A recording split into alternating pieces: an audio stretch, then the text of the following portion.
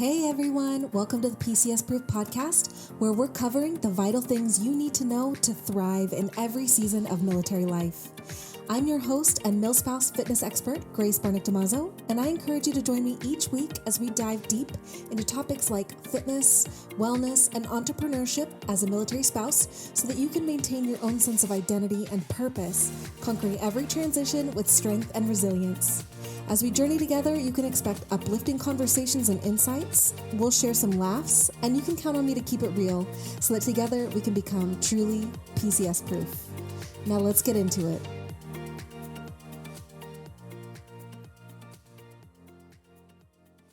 Welcome back to the PCS-Proof Podcast. Today's episode is all about something really close to my heart, and I hope as well as yours, which is gratitude. It's Thanksgiving week. Most of you are listening to this on Thanksgiving Eve, and it's a time when thankfulness is everywhere, from the dinner table to social media posts. But today, I want to take gratitude beyond just the surface level and explore its transformative power in our lives, especially as military spouses or women in the military. I'm going to start with some fascinating research, and then I'll dive into some practical ways that you can bring gratitude into your daily life, even when things get tough. And then I'll wrap up with a really powerful story that I wanted to share with you, and you really do not want to miss. So grab a cup of coffee or whatever keeps you going. Maybe you're prepping for Thanksgiving dinner, and let's get into it. Gratitude isn't just a warm, fuzzy feeling. Most of us express gratitude as a feeling, right?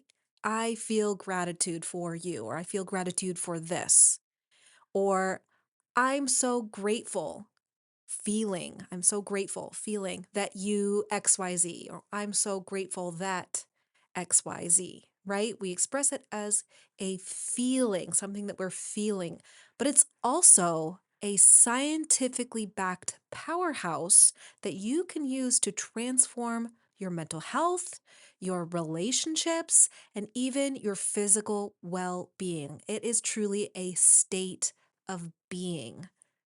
And here's what the research says. There's been a lot of studies on the mental health benefits of practicing gratitude. And the studies show that regularly practicing gratitude can actually reduce anxiety and reduce depression. It literally rewires your brain to focus more on the positives. So, for us military spouses or women in military life navigating constant change and uncertainty, this can be life-changing to rewire our brain to focus more on the positives instead of the chaos and negatives around us, right?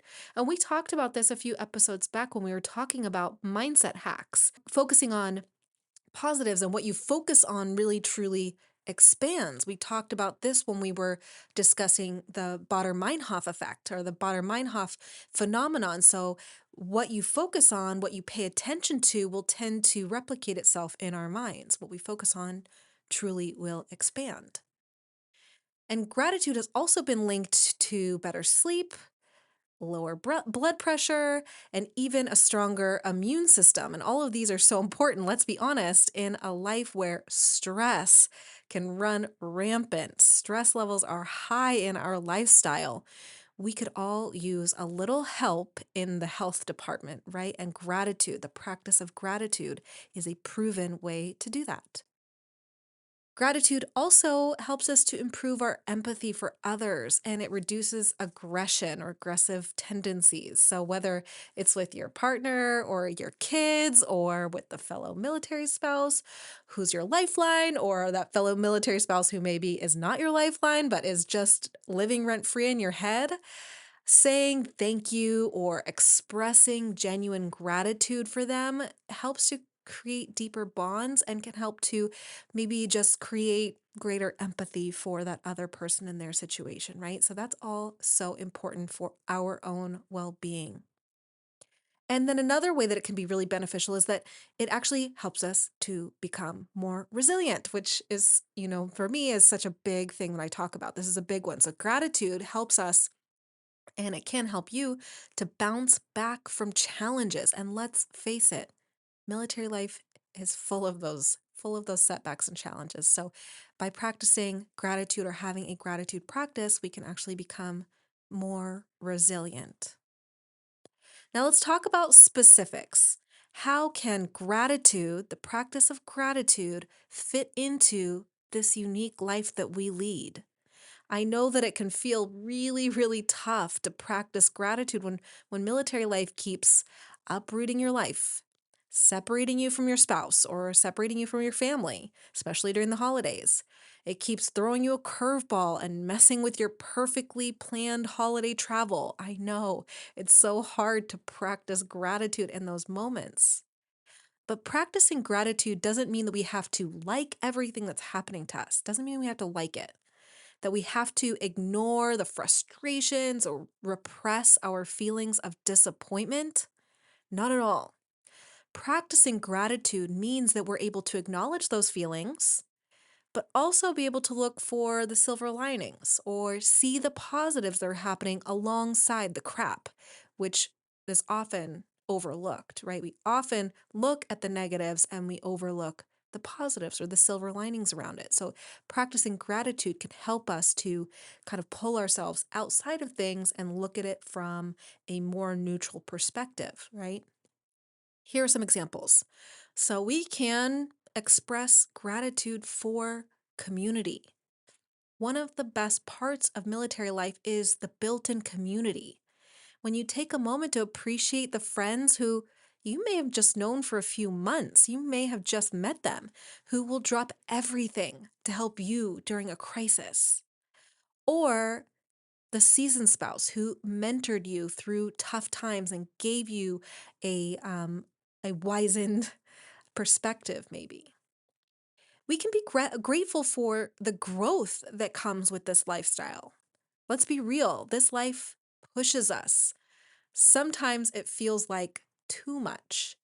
But every deployment, every PCS, every challenge that pushes us outside of our comfort zone is shaping us into stronger, more resilient, more resourceful people. And that's something that we can feel gratitude for, that we can have expressed gratitude for these opportunities for growth. And we can also have gratitude for the small things, the small wins. Maybe your partner got the weekend off. Maybe the kids made it through bedtime without a meltdown for the first time this deployment. Celebrate it. Gratitude doesn't have to be grandiose, it doesn't have to be big. And again, it's not ignoring the fact that building community is tough, that deployments and relocations are tough, that holding it together for the kids is tough. But the studies and the research show that we can buffer the effects of the negative emotions through the practice of gratitude. So let's make gratitude more than just this Thanksgiving buzzword, this thing that we do once a year when we're sitting around the table with our family or our friends, and we each go around saying one thing that we're grateful for. Here are some super simple practices that you can try out, that you can do every single day, and will make a major difference in your mindset. So, the first thing that you could try is a gratitude journal. You may have heard of these. You can purchase them. There's so many great ones out there. There's one called the 5 Minute Journal, which I've used for years. There's an app that you can use, or you can purchase if you're a person who likes to physically write. That would be the one that I would recommend just because I have used it and it has been very beneficial. But you could literally do it on a piece of paper. My husband and I used to do this together when he was deployed. We would write each other an email each day. So that could be another way of doing this. But every morning or every night before you go to bed, write down 3 things that you're grateful for, big or small. They all count. Some days it might be harder than others to think of something that you're grateful for, but I've never been able to not think of at least 3 things to feel grateful for. So that is one very, very powerful but super simple act that you can do to practice gratitude. The second thing that you might want to try is to think of someone who's made an impact on your life and write them a letter. If you're feeling super brave and bold, you could read it to them. And again, this is for you, not for them. The practice of experiencing gratitude is for you. But if you have the opportunity to bring another person into your practice by sharing it with them or sharing the letter with them, it can really deepen your connection and your relationship. How amazing would it feel to you to have someone genuinely tell you that you're appreciated and that they're grateful for you? It would feel amazing, wouldn't it? And the third practice that you might want to try is to take a gratitude pause. And this is a great technique to use when life feels super overwhelming. When you're feeling overwhelmed and you feel like you're drowning, take 30 seconds to just look around and find one thing that you can express gratitude or be thankful for. It's very grounding and very powerful when you can take back those emotions, step away from them for just a second, and gain some perspective. Again, we're not ignoring the overwhelm, the anxiety, the frustration. We're just taking a moment to set ourselves aside from it and kind of hold those two things together. And it just helps to kind of buffer the overwhelm, buffer the anxiety by looking around you and just taking a moment to express gratitude, these gratitude pauses. I wanted to share a quick story with you, one that really put into perspective for me that even when I'm feeling down or negative about life, frustrated with military life even, I seriously have so much to feel grateful for. About 2 weeks ago, I joined a good friend who was visiting from the States. She was in Japan for this whirlwind Japan tour, and I got to join her for a short portion of it in the city of Hiroshima. Most of us have at least a vague understanding of what happened in Japan, in Hiroshima and Nagasaki in World War II, during the World War, and the devastation that happened from the dropping of the atomic bomb on these two cities in the span of literally days.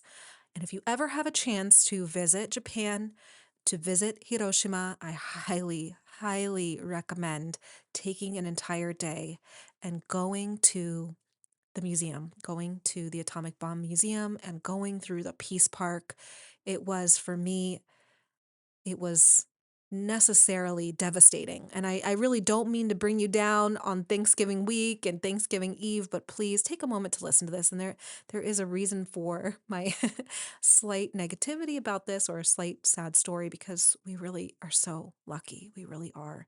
And I spent the entire day going through the museum. It was devastating. It was heartbreaking. It was emotional.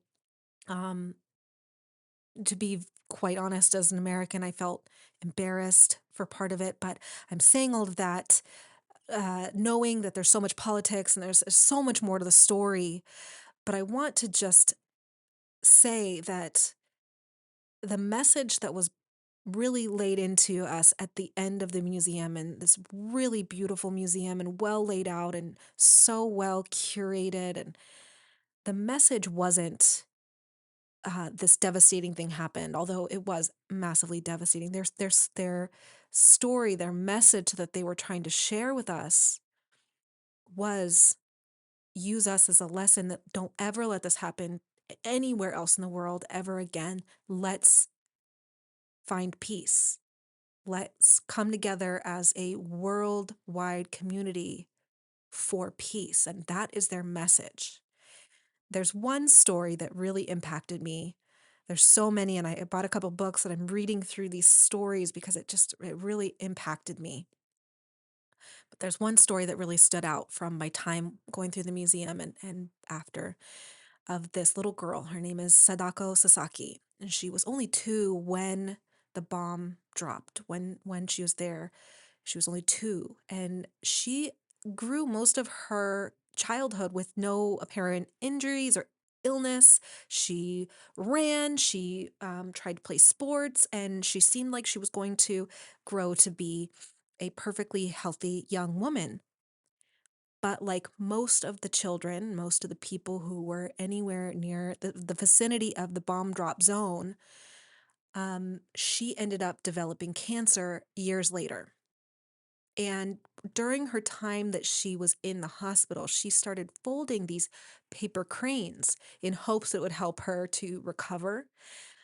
She knew that she was dying. She knew that she wasn't going to leave the hospital. She kept a brave face for her mom, for her family, and for everyone who came to visit her. She kept folding these paper cranes, and they kept getting smaller and smaller and smaller, and became weaker and weaker, and it became tougher for her to fold these cranes, but she continued to fold them. And her cranes have become a sign for peace. And in the museum, there's all these little cranes. And then when you walk out into the Peace Park, there is a monument that was built in her honor. And kids from around the world make paper crane chains and then send them to Hiroshima to be placed in that monument in the Peace Park at the epicenter of the atomic bomb. And it was so emotional. And just her story of resilience and her story of strength and hope just made me so grateful for the fact that I'm allowed to be in this country, the fact that we're friends now, our countries are friends now. I had lunch with a friend who's Japanese, and I asked her about this. I just asked for her honest opinion, like how do the Japanese people express friendship when, we not that long ago were on different sides of the war. And she told me that that's not what they're taught to remember from that period of time. When they're going through schooling, they're taught to express peace. And I just think that's such an amazing message and something that I wanted to share with you, even though it comes from such a sad story and such a horrific global experience, that we can still express gratitude. And we are so lucky to live in this time of peace. And I hope that that continues. And that evening, after visiting the museum, and we were sitting at the hotel and just kind of reflecting on the day and kind of sharing each of our experiences, our takeaway really was how lucky we are to be sitting in that city and to have had that experience and to be walking away with just the perspective of how lucky we are. And so I just wanted to say that because the story taught me something so profound, that gratitude isn't just about what's easy to appreciate. There's so many layers when we're talking about wars and devastation and all these different sides.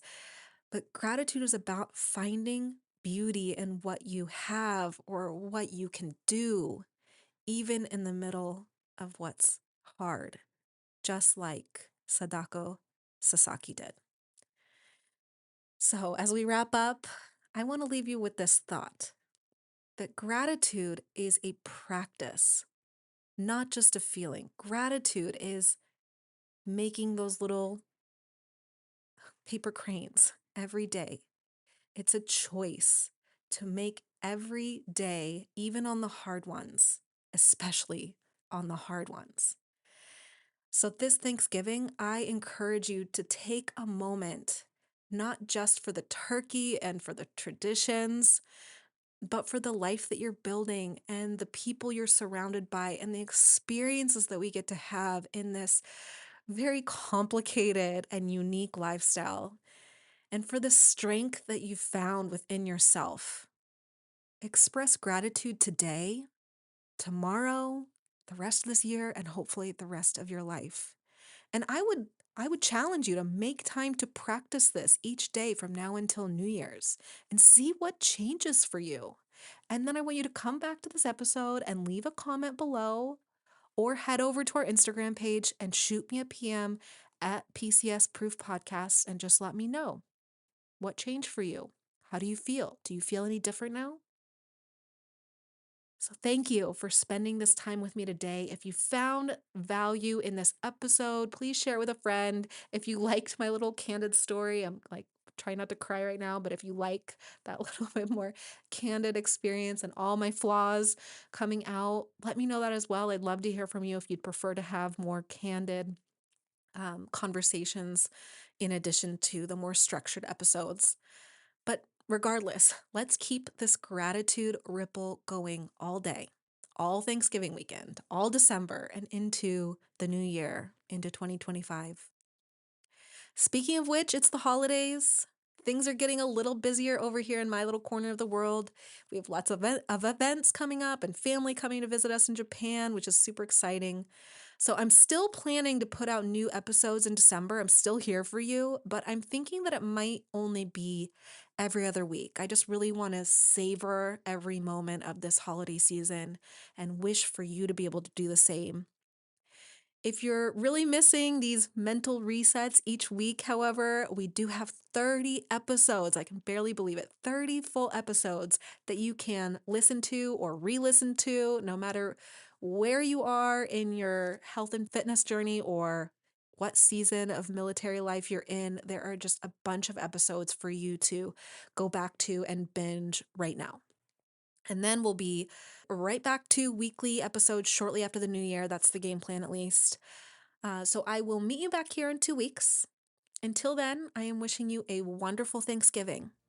Stay strong, stay kind, and practice gratitude. And remember, no matter where in the world military life sends you, together we are PCS-Proof. Gobble, gobble. Just kidding. Adios.